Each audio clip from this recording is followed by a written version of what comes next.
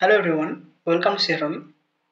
Indian rail বা আরআরবিতে যে nursing superintendent বা প্যারামেডিক্যালের ভ্যাকেন্সি পাবলিশড হয়েছিল, সেখানে যারা ফর্ম ফিল আপ করেছো তার লাস্ট ডেট ছিল 16ই সেপ্টেম্বর।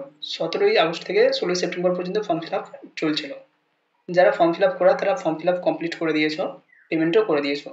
যাদের পেমেন্ট সাকসেসফুল হয়েছে তাদেরই পুরো ফর্মটা সাবমিট হয়েছে। যাদের পেমেন্ট ডিউ রয়ে গেছে, প্রসেসিং রয়ে গেছে বা ফেলড হয়েছে, তাদের কিন্তু ফর্মটা সাবমিট হয়নি, তারা রিজেক্টেড প্রথমেই হয়ে যাচ্ছে।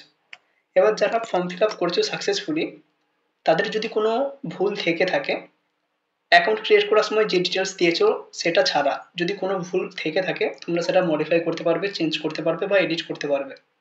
এর জন্য এডিটিং শুরু হচ্ছে 17ই সেপ্টেম্বর থেকে 26শে সেপ্টেম্বর পর্যন্ত এডিট করা যাবে। এর মধ্যে যার যা প্রবলেম রয়েছে, যেগুলো এডিট করতে চাইছো বা চেঞ্জ করতে চাইছো, চেঞ্জ করে নিতে পারবে। ছবি, সিগনেচার, তোমার ডিটেলস, সার্ভিস ডিটেলস, মার্কস, সমস্ত কিছু চেঞ্জ করতে পারবে। এবং যারা সার্ভিস ডিটেলস দিয়েছো তাদেরকে অবশ্যই এনওসি প্রোভাইড করতে হবে। এনওসি ফর্ম ফিল আপের সময় সাবমিট করতে হয়নি বা কোনো ডকুমেন্টস প্রোভাইড করতে হয়নি, কিন্তু যখন ডকুমেন্টস ভেরিফিকেশান হবে সেই ডকুমেন্টস ভেরিফিকেশানের সময় তোমাদেরকে এনওসি দিতে হবে। এবং এই এনওসি অবশ্যই হতে হবে এখনকার, অর্থাৎ ফর্ম ফিল আপ যখন হচ্ছে সেই সময়কার এনওসি হতে হবে। অন্য কোনো সময়ের বা পরবর্তীকালে যখন ডকুমেন্টস ভেরিফিকেশান হবে তখন তুমি এনওসি নিয়ে যদি চলে যাও, সেটা কিন্তু হবে না। তোমাকে অবশ্যই অ্যাপ্লিকেশান করতে হবে তোমার সুপিরিয়র যে অথরিটি রয়েছে তার কাছে। অ্যাপ্লিকেশান যতদিন করা যাবে তার মধ্যে। কেউ যদি সার্ভিস ডিটেলস দিয়ে থাকো কিন্তু এনওসি প্রোভাইড করতে না পারো বা এখনও এনওসি নেই, তারা এই জায়গাটা চেঞ্জ করে নিতে পারো। এবার যারা চেঞ্জ করতে চাইছো, কীভাবে চেঞ্জ করবে বা কীভাবে পেমেন্ট করবে সেটা দেখে নাও। তোমরা যেই জোনে ফর্ম ফিল আপ করছো সেই জোনের অফিসিয়াল যে ওয়েবসাইট রয়েছে আরআরবি, যে জায়গার করেছো, মালদা, কলকাতা, শিলিগুড়ি, ঝাড়খণ্ড, যেখানকার করেছো সেই ওয়েবসাইটে চলে যাবে। একটা ওয়েবসাইটে গেলেও আরেকটা চেঞ্জ করা যায়। যেমন আমি ধরো আরআরবি কলকাতার ওয়েবসাইটে এসেছি, কিন্তু এখানে রয়েছে আদার আরআরবি। এখানে আমি যে আরআরবি জোনে যেতে চাই সেখানে ক্লিক করলে চলে যাবে।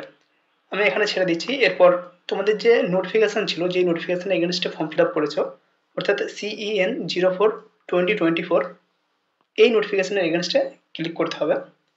এবং নোটিফিকেশানে ক্লিক করার পর তোমার প্রথমে যে পেজ আসবে সেই পেজে তোমার মোবাইল নাম্বার এবং যে পাসওয়ার্ড তুমি সেট করেছিলে সেই পাসওয়ার্ড দিয়ে এখানে মডিফাই করতে পারবে। প্রতিবার মডিফাই করার জন্য 250 টাকা করে পেমেন্ট করতে পারো। ধরো 17ই সেপ্টেম্বর থেকে 26শে সেপ্টেম্বর পর্যন্ত যে মডিফাই ডিউরেশন দিয়েছে, এতে তুমি 17 তারিখে একটা মডিফাই করলে, মডিফাই করার জন্য তোমাকে 250 টাকা দিতে হচ্ছে। সেদিন তোমার মডিফিকেশান হয়ে গেল, তুমি ভুল করে একটা মডিফিকেশান করেছো আর একটা তোমার মডিফিকেশান করা হয়নি। তো দ্বিতীয়বার যখন আবার লগ ইন করবে মডিফাই করার জন্য, তখন আবার 250 টাকা পেমেন্ট করতে হবে। তাই ভালোভাবে দেখে নাও তোমার কোথায় কোথায় ভুল রয়েছে এবং কোথায় কোথায় মডিফাই করতে হবে। এরপর আমরা চলে আসবো অলরেডি হ্যাভ অ্যান অ্যাকাউন্টে। এখানে আসার পর মোবাইল নাম্বার এবং পাসওয়ার্ড দিতে হবে।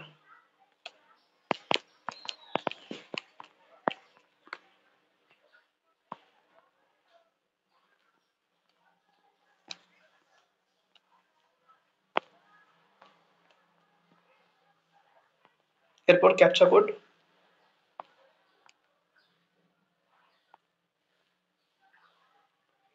টিক চিহ্ন পড়ে গেছে, আবার লগ ইনে ক্লিক করতে হবে। এখানে লগ ইন ক্লিক করার পর আমার এই ধরনের ইন্টারফেস এসেছে, অনলাইন অ্যাপ্লিকেশান। আমরা সরাসরি অনলাইন অ্যাপ্লিকেশানে ক্লিক করতে পারি, না ক্লিক করলেও অসুবিধা নেই। এখানে যে 3 ডট আমরা দেখতে পাচ্ছি, এখানে নতুনভাবে ক্লিক করার কথা বলা হয়েছে 5 নম্বর নোটিফিকেশান এগেনস্টে। কিন্তু আমরা যেহেতু নতুন করে নোটিফিকেশান এগেনস্টে ফিল আপ করছি না, আমার যেটা ফিল আপ করা আছে সেটাকে মডিফাই করতে চাই, তো এখানে 3 ডটে ক্লিক করব। 3 ডটে ক্লিক করার পর অ্যাপ্লিকেশান হিস্ট্রিতে যাব। অ্যাপ্লিকেশান হিস্ট্রিতে দেখতে পাচ্ছি আমরা রেজিস্ট্রেশন নাম্বার রয়েছে, পোস্ট নেম রয়েছে, application status, payment status, success, modification status এখনও কিন্তু আমরা মডিফাই করিনি। মডিফিকেশান স্ট্যাটাসের পর পেমেন্ট রয়েছে, verify payment, view application, modify, payment history. আমরা জাস্ট এই মডিফাই ক্লিক করব। মডিফাই ক্লিক করার পর এখানে বলা হয়েছে দেখ, you can modify your application particulars except name, father's name, mother's name, gender, date of birth, email address, mobile number. অর্থাৎ আমরা অ্যাকাউন্ট ক্রিয়ের সময় যে ডিটেলসগুলো দিয়েছিলাম সেই ডিটেলসগুলো ছাড়া বাকি আদার্স ডকুমেন্টসগুলো মডিফাই করতে পারবো। এবং মডিফাই করার জন্য 250 টাকা পেমেন্ট করতে হবে, যেটা নন রিফান্ডেবল। এটা কিন্তু রিফান্ড করা হবে না। যে 500 টাকা দিয়ে যারা ফিল আপ করেছে তারা 400 টাকা রিফান্ড পাবে যদি সিবিটি টেস্টে বসো। যারা 250 টাকা দিয়ে ফর্ম ফিল আপ করেছো সিবিটি টেস্টে বসলে পুরো 250 টাকাটাই ফেরত পাবে। কিন্তু মডিফিকেশনের যে 250 টাকা সবার জন্য, কোনো কাস্ট হোক, রিজার্ভেশন হোক, ওমেন হোক, সবার যে 250 টাকা সেটা কিন্তু রিফান্ড পাবে না। আই আন্ডারস্ট্যান্ড অ্যান্ড এগ্রি এখানে ক্লিক করতে হবে। এরপর এখানে এক এক করে সমস্ত ডিটেলস চলে আসবে। এখানে দেখো account is verified with Aadhaar card, যেটা আগে থেকেই ছিল। এখানে পার্সোনাল ডিটেলস এসেছে যেগুলো আমরা চেঞ্জ করতে পারবো। ম্যারিটাল স্ট্যাটাস এখান থেকে চেঞ্জ করতে পারবো। আনম্যারিড আছে কেউ চাইলে চেঞ্জ করতে পারো। রিলিজিয়ন চেঞ্জ করতে পারবে। Mother tongue, choice of language for exam, কোন ভাষায় তুমি এক্সাম দিতে চাইছো। এখানে যারা ইংলিশ দিয়েছো তাদের জন্য একটা অপশান রয়েছে, ফর্ম ফিল আপের পর যখন প্রিন্ট আউট করছো সেখানে কিন্তু লেখা থাকছে ইংলিশের পাশাপাশি এবং হিন্দির পাশাপাশি আর কোন ভাষায় তুমি পরীক্ষা দিতে চাও। সুতরাং এটা তুমি চেঞ্জ করে তোমার মাতৃভাষায় করতে পারো তোমার বোঝার সুবিধার্থে। পার্মানেন্ট ভিজিবল মার্ক এগুলো যদি কারো ভুলভাল দেওয়া থাকে চেঞ্জ করতে পারো। কমিউনিটি চেঞ্জ করতে পারো। অর্থাৎ পার্সোনাল ডিটেলস তোমার যা রয়েছে, অ্যাড্রেস যা রয়েছে সেগুলো চেঞ্জ করতে পারো। যদি চেঞ্জ করো অবশ্যই সেভ অপশানে ক্লিক করবে, না চেঞ্জ করলে নেক্সটে চলে যাবে। Personal details saved successfully. এরপর রয়েছে ক্যাটাগরি ডিটেলস, এক সার্ভিসম্যান কিনা, ডিসেবিলিটি আছে কিনা, এইগুলো চেঞ্জ করতে পারছো। Current employee status, current employee status তোমার যা রয়েছে যারা দিয়েছো যদি এনওসি প্রোভাইড করতে পারো তাহলে রাখবে, না হলে চেঞ্জ করে দেবে। এগুলো দিতে হচ্ছে এখানে আইএফএসসি কোড, ব্যাংকের ডিটেলস। এখানে যদি চেঞ্জ করো সেভ করে দেবে, না হলে নেক্সট।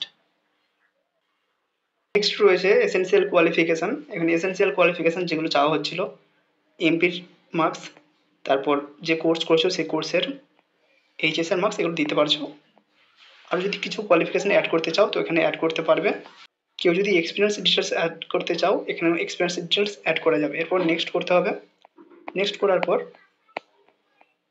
তোমার ছবি বা যেগুলো আপলোড করেছিল সেই ছবি এবং সিগনেচার এসে যাচ্ছে। এটা যদি চেঞ্জ করতে চাও চেঞ্জ করতে পারবে।